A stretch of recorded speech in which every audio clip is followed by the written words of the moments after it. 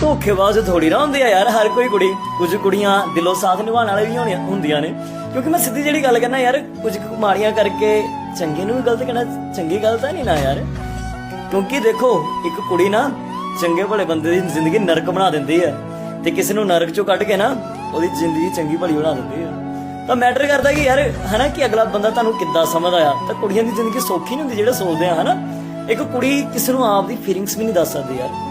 ਕੀ ਦੱਸੇਗੀ ਕਿ ਤੂੰ ਕਿਸੇ ਮੁੰਡੇ ਲਈ ਰੋ ਰਹੀ ਹੈ, ਤੈਨੂੰ ਇਸ ਲਈ ਜੰਮਿਆ ਸੀਗਾ। ਇਹ ਚੀਜ਼ਾਂ ਆਉਂਦੀਆਂ। ਜੇ ਕੁੜੀ ਕਿਸੇ ਨੂੰ ਕਹਿ ਦੇ ਨਾ ਕਿ ਮੈਂ ਆਪਦੇ ਮਨਪਸੰਦ ਦਾ ਵਿਆਹ ਕਰਾਣਾ ਨਾ, ਤੇ ਉਹੀ ਜੇ ਮੁੰਡਾ ਕਹਿ ਦੇ ਕੋਈ ਗੱਲ ਨਹੀਂ। ਤਾਂ ਚੀਜ਼ਾਂ ਨੂੰ ਸਮਝਣ ਦੀ ਲੋੜ ਹੈ ਕਿ ਯਾਰ ਕੁੜੀਆਂ ਨੂੰ ਇੰਨਾ ਡਾਊਨ ਨਹੀਂ ਕਰਨਾ ਚਾਹੀਦਾ। ਕਿਉਂਕਿ ਇੱਕ ਕੁੜੀ ਨਾ ਮੁੰਡਾ ਬਣ ਕੇ ਨਾ ਘਰ ਨੂੰ ਸਾਂਭਦੀ ਆ। ਜ਼ਰੂਰੀ ਨਹੀਂ ਜੇ ਕੁਝ ਕੁ ਮਾੜੀਆਂ ਨੇ ਤਾਂ ਸਾਰੀਆਂ ਮਾੜੀਆਂ ਨਿਕਲਣਾ ਯਾਰ। ਮਤਲਬ ਕਿ ਸਾਨੂੰ ਆਪਣੀ ਪਰਵਿਸ਼ ਤੇ ਸ਼ੱਕ ਆ ਕਿ ਅਸੀਂ ਇਹਦੀ ਪਰਵਿਸ਼ ਸਹੀ ਨਹੀਂ ਕੀਤੀ ਜੋ ਵਿਗੜ ਜੂਗੀ ਬਾਹਰ ਜਾ ਕੇ। ਏਦਾਂ ਨਹੀਂ ਹੁੰਦਾ। ਹਰ ਕੁੜੀ ਨਾ ਗਲਤ ਨਹੀਂ ਹੁੰਦੀ।